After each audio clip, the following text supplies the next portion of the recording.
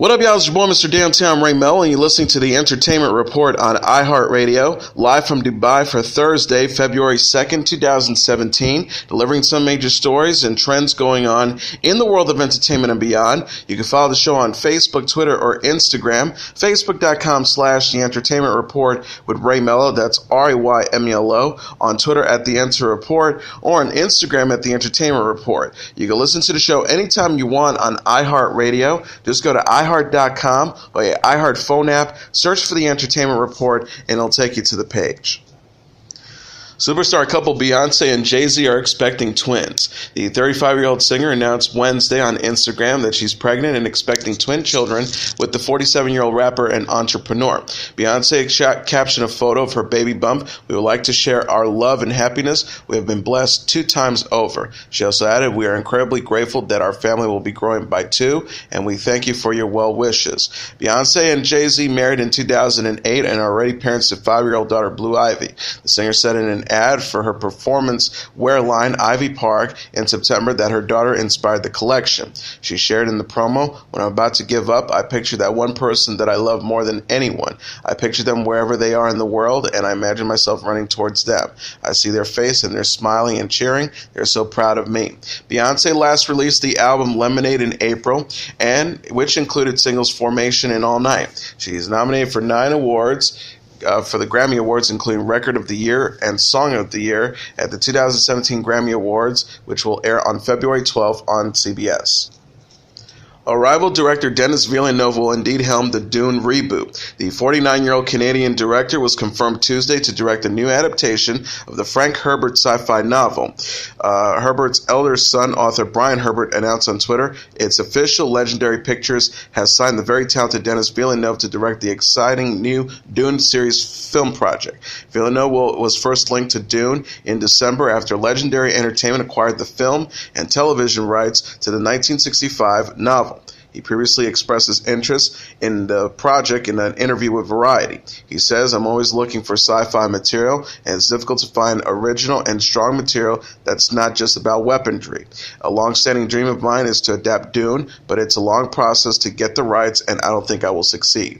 Dune was previously adapted as a 1984 movie by David Lynch and a 2000 miniseries by John Harrison. The story follows the noble Paul Atreides, whose family controls the planet Arcaris, only to the source of the coveted spice melange. Villeneuve is known for directing Prisoners and Sicario, and most recently directed Arrival, which is nominated for 8 awards, including Best Picture and Best Director at the Academy Awards. He will also helm the Blade Runner sequel, Blade Runner 2049. Diego Luna reportedly starring in the forthcoming Scarface remake. The 37-year-old Mexican actor will play Cuban drug lord Tony Montana in a remake of the 1983 movie that starred Al Pacino, according to Variety. Sources said director Antoine Fuqua will no longer direct the film due to a scheduling conflict with The Equalizer sequel. Universal Pictures is reportedly meeting with other directors to avoid production delays. Fuqua was said to have very much wanted to direct the movie, but was unable to reconcile his schedule. Terrence Winter, who wrote and directed Boardwalk Empire, wrote the most recent screenplay with Mark Smudger and Scarface producer Marty Bergman as producer. Scarface, itself based on the 1932 movie of the same name, earned more than $65 million at the box office. The remake will reimagine the core story of both the 1983 and 1932 versions. Pacino said of the project to The Hollywood Reporter in 2015, "It's part of what we do. We remake things. I may remake a movie I saw recently. I can't say what it is. It's about 50 years old." Luna is best known for playing Cassian Andor on Rogue One, A Star Wars Story, and also appeared in You Tu Mama Tambien and Dirty Dancing Havana Nights. He will also star in Flatliners with Ellen Page and Nina Dobrev. Leonardo DiCaprio, Brie Larson, Mark Rylance, and Alicia Vikander, 2016's Academy Award-winning performers, are to be presenters at the 2017 edition of the ceremony. They won for their work in The Revenant, Room, Bridges of Spies, and The Danish Girl, respectively. Oscar producers Michael De Luca and Jennifer Todd announced Tuesday of the actors' involvement in the upcoming gala. Jimmy Kimmel will host a show honoring excellence in cinema on February 26 in Los Angeles. The event will air on ABC. NBC says it has renewed The Good Place, its freshman comedy starring Kristen and Ted Danson, for a 13-episode second season. The existential comedy is from executive producer and creator Michael Schur.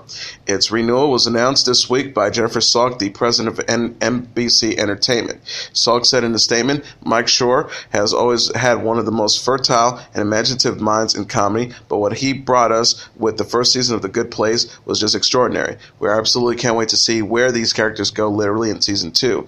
Big thanks to Mike, the writers, and cast for delivering a series in which we all take such enormous pride. Dakota Johnson couldn't help but laugh while spoofing 50 Shades on The Tonight Show. The 27-year-old actress and host Jimmy Fallon cracked up while performing a 50 Shades Darker-inspired scene during Mad Lib Theater on Monday's episode of the NBC Late Night Talk Show. Johnson provided random words including pinching, penguins, and knee for the Mad Lib before acting out the scene with Fallon. The actress pretended to be Anastasia Steele, interviewing Christian Grey in his office. Fallon declared as Christian, I owe my success to following the same routine every morning. Waking up, brushing my teeth, and then pinching at the gym.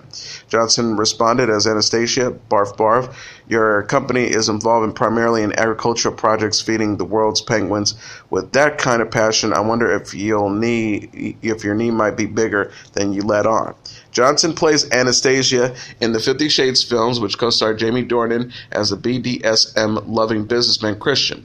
She recently discussed her new appreciation for the world of BDSM in the March issue of Glamour UK. She says, some of that stuff is just so beautiful. When we first started on 50 Shades, that wasn't a world I was privy to at all, and I soon found out there are all these different tiers. She also added, there are some things out there that are really grimy and nasty, and then there are really beautiful, intricate, and chic toys. Actually, whole aspects of the BDSM world are truly beautiful. Dornan himself spoofed the movies by substituting office supplies for sex toys on Monday's episode of The Ellen DeGeneres Show. 50 Shades Darker, which opens on February 10th, was preceded by 50 Shades of Grey and will follow by 50 Shades Freed in 2018. Mom of two, Blac Chyna, posted a family portrait with her son and daughter Tuesday.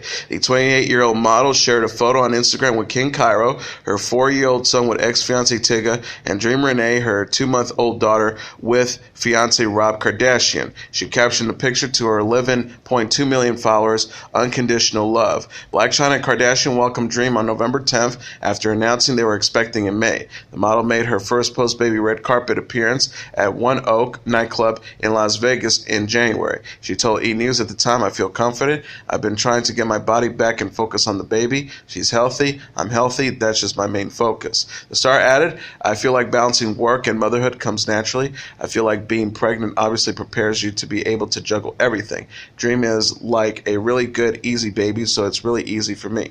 Blac Chyna and Kardashian celebrated 2 months of life with Dream in January. The 29-year-old reality star couldn't help but gush about his daughter after taking the infant to her 2-month checkup. He said on Instagram, I wanted a boy so bad, and now that I got my girl, I'm so thankful and happy for her and wouldn't want it any other way. She is the best, and I love her so much. I thank God every day for her. Blac Chyna and Kardashian star in the E! reality series Rob & Chyna, which will return for a second season this year. Mandy Moore and Zachary Levi have teamed up to give a sneak peek of Disney Channel's latest animated adventure, Tangled the series. The show, which takes place between 2010's Tangled and its short film Tangled Ever After, features Moore and Levi reprising the roles as Rapunzel and Eugene, formerly known as Flynn Rider. Moore says in the behind-the-scenes clip that fans can expect to see songs and adventures and everything in between. When the series is kicked off March 10th, with the Disney Channel's original movie Tangled Before Ever After, which leads into Tangled the series debuting March 24th. Moore continued by saying, I feel like you get to know Mom and Dad a whole lot better, about Rapunzel's parents, voiced by Julie Bowen and Clancy Brown. Levi added, our animal characters like Pascal and Maximus and others are back. According to Entertainment Weekly, a massive voice cast also includes Eden Espinosa, Jeffrey Tambor, Sean Hayes, Jeremy Jordan, Jeff Ross, Richard Kind, Paul F. Tompkins, Jonathan Banks, Peter McNichol, Dietrich Bader, MC Gadney, Adewale Ekenyu Abayaji, Pat Carroll, Charles Hadford, Steve Bloom, James Englehart. A trailer for the series, released recently, revealed that Rapunzel's signature hair and magical golden hair has grown back after it was lopped off and turned dark at the end of Tangled.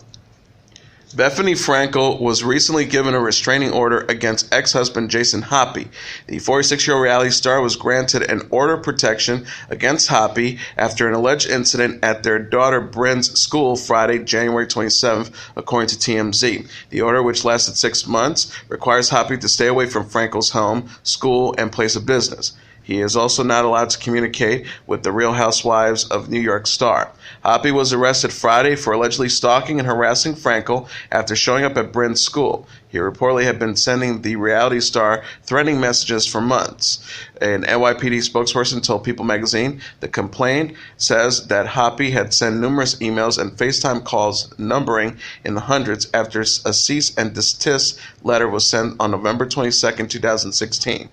The spokesperson added on Friday, January 27th, Hoppy approached Frankel and a friend at her child's school at around 8:15 and tried to provoke a fight. He said, "I will destroy you. You can get all the lawyers you want. You have been warned." Frankel and Hoppy, who share 6-year-old Bryn, split in 2012 after 2 years of marriage and finalized their divorce in July. The star's attorney, Alan Mazafosky, said at the time, "We can confirm that the divorce has been resolved. Our client is ecstatic that this long chapter is over, and she's looking forward to moving on with her life." Frankel is known for starring on The Real Housewives of New York. The Bravo series co-stars Ramona Singer, Luann de Lesseps, and Dorinda Melody, and will return for a 9th season this year. Lord of the Rings stars Elijah Wood reunite with Orlando Bloom and other castmates this week. The 36-year-old American actor and 40-year-old English star enjoyed an outing with co-stars Viggo Mortensen, Dominic Monaghan, and Billy Boyd. Monaghan captioned a photo on Instagram of the group recreating a scene from the Mines of Moria in the Fellowship of the Ring. They have a cave troll. Bloom added on his own account, "We have reunited in Nepal, and someone says they have a cave troll. #squad goals." Monaghan, who played Meteor Doc Brandybuck, also shared a picture of himself with Morganson, who portrayed Aragorn, and with Wood and Boyd, who played Frodo Baggins and Peregrine Took, respectively. He wrote, "Doffing the off-the-shoulder band looks with aplomb at Billy Boyd, making at Electrus and I look like onions." The Lord of the Rings movies, The Fellowship of the Ring, The Two Towers, and The Return of the King, are based on the J.R.R. Tolkien book series of the same name and earned over $2.9 billion at the box office. Wood told the Huffington Post in December, "I remember being there 2 months from shooting and just being surrounded by this positive energy of we're part of something really special." He also added, "It was the most extraordinary experience of my life. It was a wild thing to look back on. I feel like I kind of grew into being a man throughout that experience and had more responsibility than I ever had living away from home longer than I've ever had." The Fellowship of the Ring, which co-stars Ian McKellen as Gandalf, Sean Bean as Boromir, and John Rhys Davies as Gimli, celebrated its 15th anniversary in December. Wood and Bloom also played Frodo and Legolas in the Hobbit movies. Grey's Anatomy may be losing another series regular. Jerrika Hinton, who plays Stephanie Edwards on the ABC series, will depart the popular medical drama after season 13, according to TV Line. Hinton was reportedly poised to exit the show in 2016 after being cast in the System Bandit comedy Toast. Her renewal plans to leave followed her casting this month in a new HBO series. Deadline reported this month that Hinton will star with Holly Hunter, Sosie Bacon, Daniel Zavato, and Raymond Lee in a new drama from Alan Bell. The show is described as tragic comedy meditation on the complicated forces at work on all of us in America today. Hinton, Zavato, and Lee will play the adopted children of a socially conscious professor and his wife, played by Hunter, who also shares a biological daughter played by Bacon. The series follows the family as one of the children begins to see things others cannot. Grey's Anatomy presently stars Hinton, Ellen Pompeo, Justin Chambers, Chandra Wilson, Katherine Heigl, Sandra Oh, Patrick Dempsey, and Sarah Ramirez are among the stars who have left the series during its 13-season run.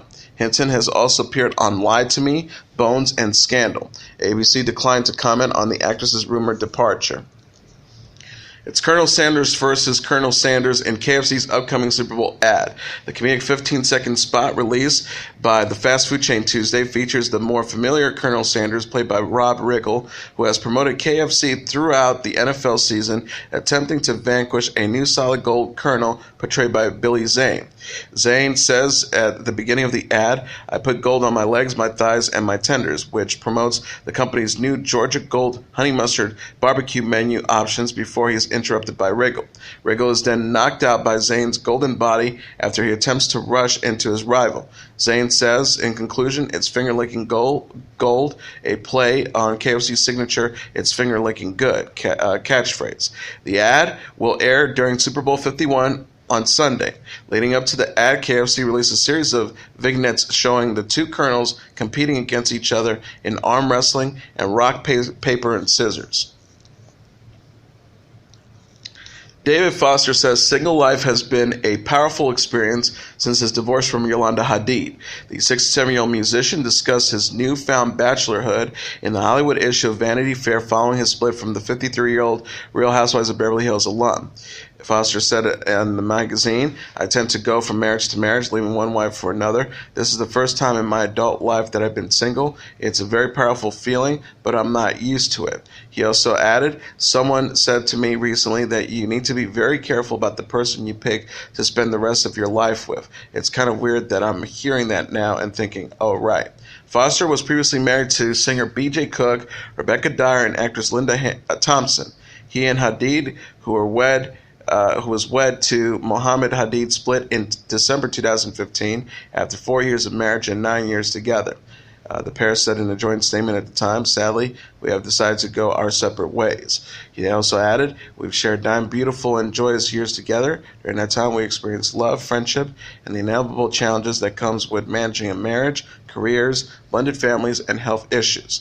Foster is dad to daughter Allison from a past relationship, daughter Amy with Cook, and daughters Sarah, Aaron, and Jordan with Dyer, while Hadid is mom to daughters Gigi and Bella and son Anwar with Mohammed Hadid. Sarah and Aaron predict on-air with Ryan Seacrest in July that their dad will marry again. Aaron says, "We just want him to be happy. We love when he is married in a relationship. He is at his happiest when he is in a relationship. He will definitely get married again. He loves being married. Lucky number 5. Foster and supermodel Christy Brinkley were linked in December after being spotted on dates in New York. Sources told Us Weekly at the time that the pair were hitting it off. Ruby Rose says that she's very comfortable with her sexuality. The 30-year-old Australian actress discussed her healthy sex life and the prospect of marriage in the March issue of Cosmopolitan. Rose told the magazine, "I'm very confident and in tune with my sexuality. I feel very blessed for that because in different places around the world people can't be. I'm lucky I can explore." She also added, "I have a very healthy sex life and there's something very empowering, strong, and feminist about being open and comfortable in that world." Rose, who identifies as gender fluid, has dated designer Phoebe Dahl and models Lindsay Ann McMillan and Catherine McNeil. She says in the interview that she has no rush to getting married, despite constant engagement rumors. The star explained, "According to the news, I've been engaged 5 times. For me, marriage is more about equal rights than the act of getting married." She says, "I'm more interested in having a loving, healthy, long-term relationship with someone I might want to have kids with someday." Rose is presently dating the Veronica's singer Jess Arugula-Glasso. She can help but gush about the 32-year-old Australian singer while attending the Los Angeles premiere of Triple X, The Return of Xander Cage in January. The actress told the Entertainment Tonight, "She's the most amazing person. We just jam every night. We just play music and sing and cook dinner. And she's amazing. She's wonderful." She also added, "She's always such a source of moral support for me and moral compass." Rose is best known for playing Stella Carlin on Orange is the New Black and has since appeared in Resident Evil, The Final Chapter, and Triple X, The Return of Xander Cage. She will star in John Wick Chapter 2 with Keanu Reeves. Adam Levine will soon be honored with a star on the Hollywood Walk of Fame. The Maroon 5 frontman and long-running coach on The Voice will receive the 2,601st star on the Walk of Fame during the ceremony February 10th. The event, which will be live-streamed on walkoffame.com, will feature speeches from Levine's Voice co-star Blake Shelton and rocker Sammy Hagar. Walk of Fame producer Anna Martinez said in a statement, Adam Levine has been patiently waiting for this day, and she continued by saying fans from around the world have been constantly checking with us saying when, now's the time, and we invite all of Adam's fans to join us and join Levine's move like Jagger. Levine, despite his time on The Voice, will be honored in the category of recording when he first started his career with Maroon 5. Lady Gaga has been named the new face of Tiffany and Company's latest fashion jewelry collection, Tiffany Hardware. The pop star said in a statement regarding the new partnership, in New York, you're born knowing that Tiffany is the best, and that is where the magic happens. The brand is definitive and iconic, yet continues to push and evolve with the times. She continued to me, Tiffany represents timeless American jewelry.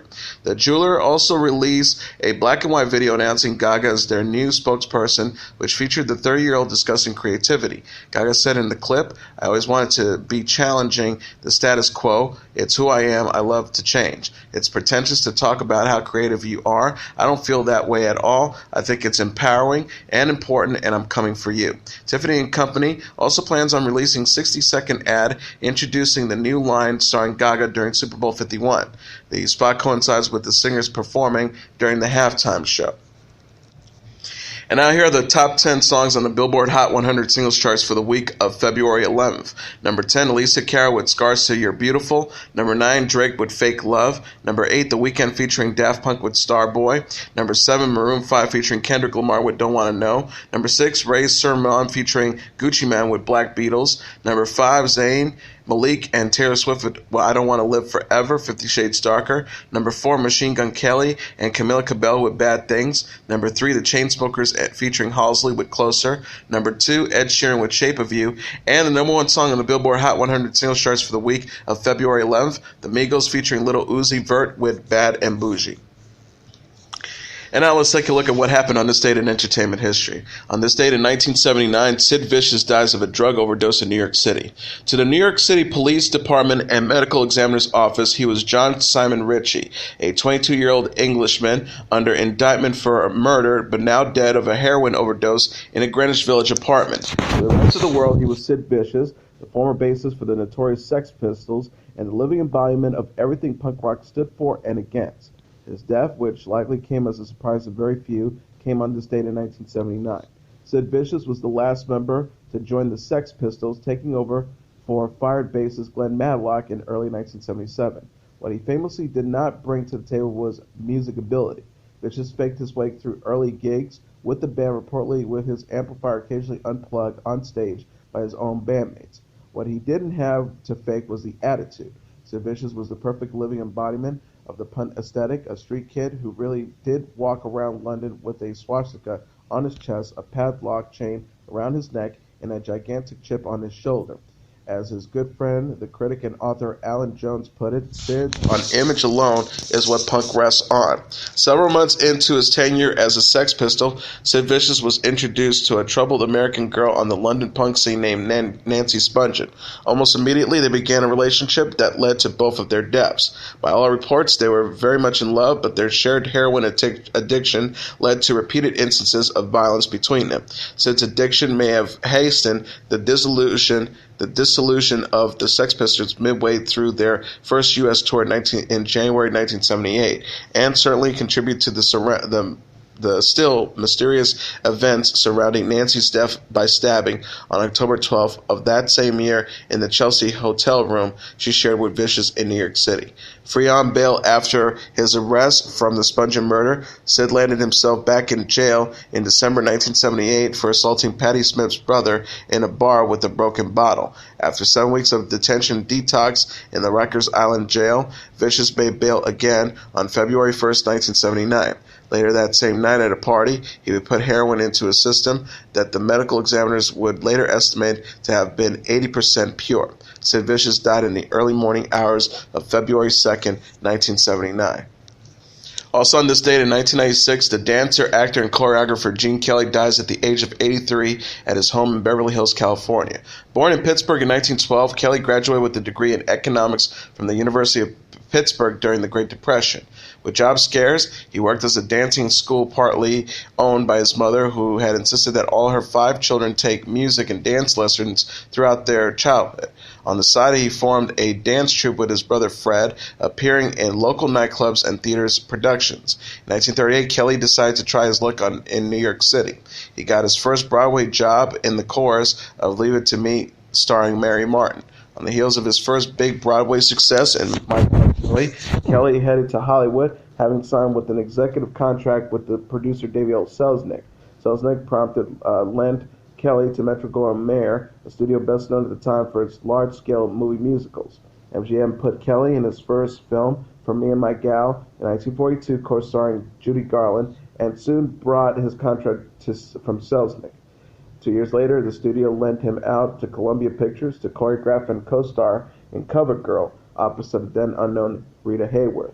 The film was Kelly's first major big success and his first collaboration with the director and choreographer Stanley Donen. Cover Girl featured an innovative sequence in which Kelly dances with his alter ego, another image of himself filmed separately and combined on a single strip of film. Kelly continued his trailblazing into the world of movie dance. His next big hit, Anchors Away, in 1945, performing a dance routine with the animated mouse Jerry for the popular Tom and Jerry cartoon series. The 8-minute sequence cost MGM $100,000 and took 2 months to film, but it was celebrated as a breakthrough moment in cinema for its combination of live action and animated footage. After serving in the U.S. Navy during World War II, Kelly returned to the silver screen with 1948's The Pirate, again opposite Judy Garland. He also made 2 more films with Frank Sinatra, his Anchors Away co-star, including the hit On the Town, which Kelly directed and choreographed with Donen. In 1951, Kelly headlined an American Paris, which won 8 Academy Awards, including Best Picture. Kelly picked up a special Oscar in honor of his extreme versatility as an actor, singer, director, and dancer, but specifically for his brilliant achievement in the art of choreography. At the pinnacle of his career, Kelly cemented his iconic status with his work in what was arguably the last great movie musical, Singing in the Rain, in 1952. The movie featured one of the most memorable scenes in film history, Kelly dancing and singing alone on the street during a downpour with only his umbrella as for a prop. As the popularity of big-budget movie musicals waned, Kelly's films during the 1950s, Bring It Dune, 1954, It's Always Fair Weather, in 1955, and Lace Girls, in 1957, met with various degrees of success. Kelly and Donen fell out after working together on their last film, It's Always Fair Weather, partly for personal reasons. Kelly and Donen's wife, Jeannie Coyle, fell in love and were married in 1960. Kelly worked on other projects intended to raise the profile of modern dance, including the dialogue-free Invitation to the Dance in 1956 and an NBC television special, Dancing is a Men's Game. He also choreographed for the ballet in Paris and San Francisco. After Jeannie Coyle died of leukemia in 1973, Kelly focused on projects that would keep him close to Los Angeles while he was raising their 2 children. Later in his career, he continued to make film appearances and directed the only occasional movie, including Hello, Dolly, in 1969. Kelly's last big screen was in the Kishi Xanadu in 1980, in which he performed a dance routine on roller skates.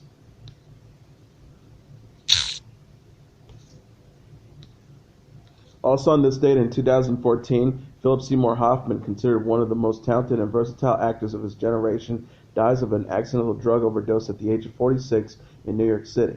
During his career, the prolific performer appeared in more than 50 movies, including Capote, Doubt, and the Hunger Games series, and earned a reputation for playing difficult or quirky characters. Hoffman also was an accomplished stage actor and director.